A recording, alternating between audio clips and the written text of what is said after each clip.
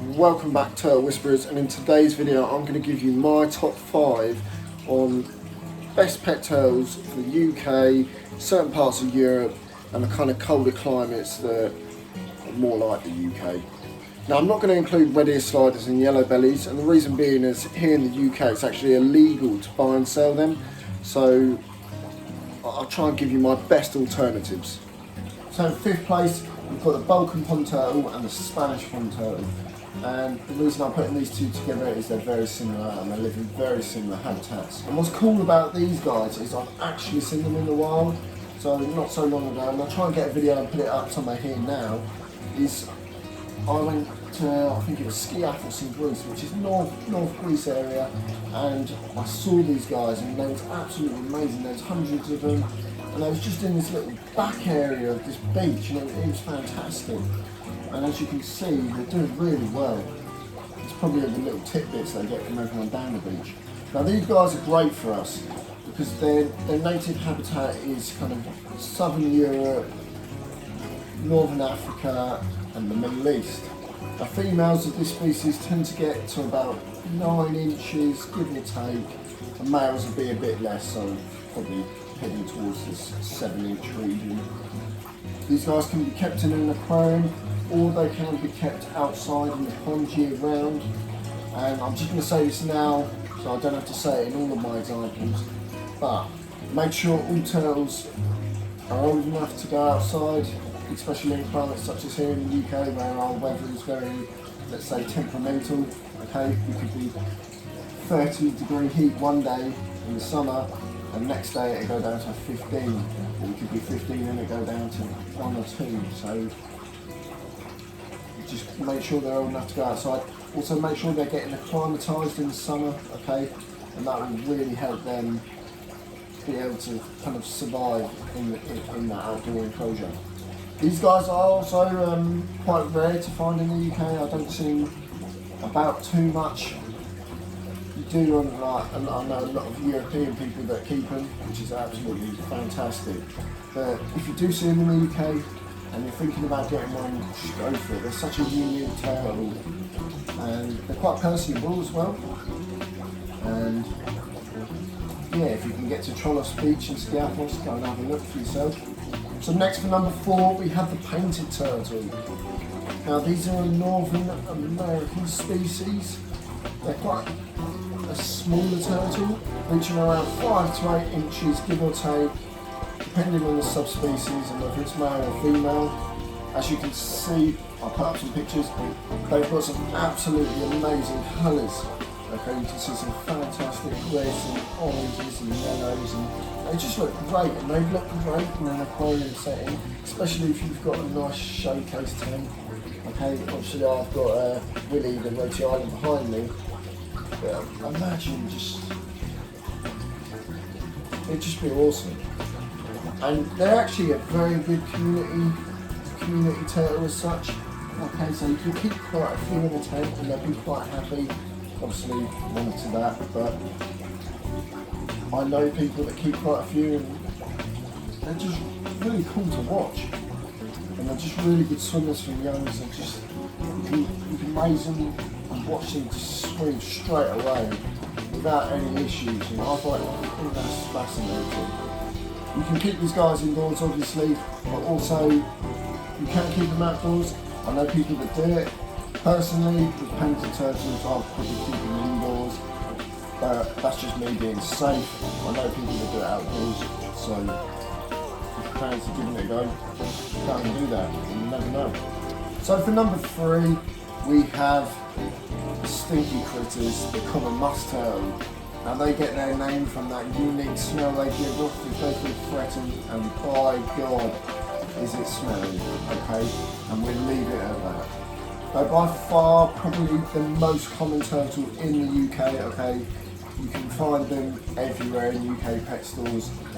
Okay? The turtle community isn't too big in the UK, and we're always looking to grow it, so if you fancy a turtle, go grab them.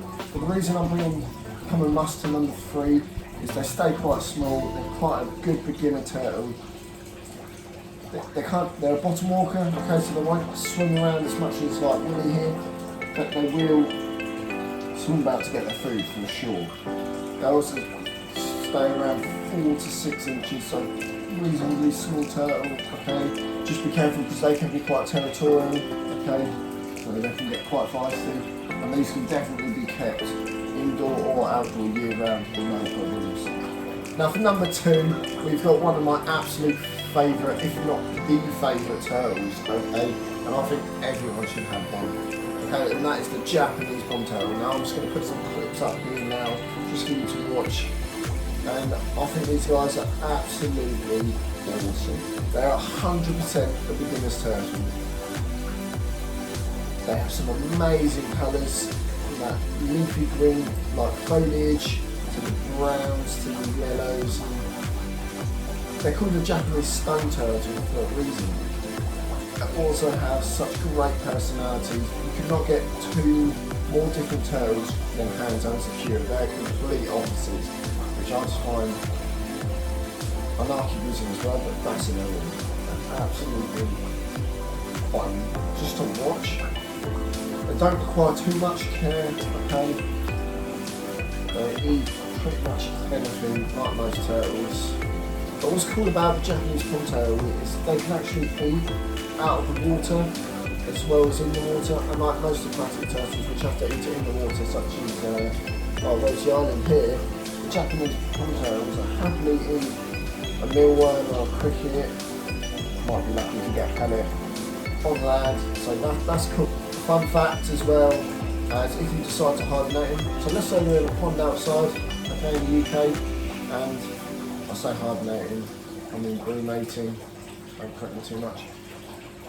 But when they're doing that under the water, the way they get their oxygen is they just lay at the bottom and they actually absorb it through their tails. And I find that quite cool.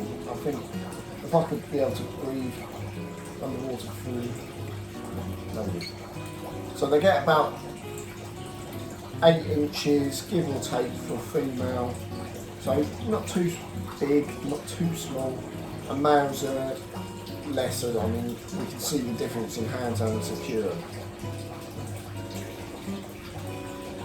I mean, just to show you the size difference here, we've got Hanzo, who's definitely a male, and we've got Secure, our female, and you can see just the size difference there, and they're nice charcoal underbellies, absolutely awesome.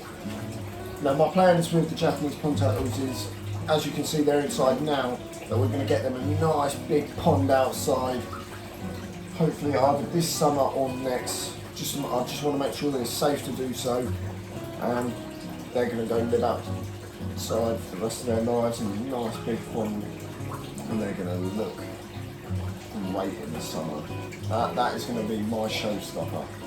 Right, and drum roll for number 1, we have the European pond turtle.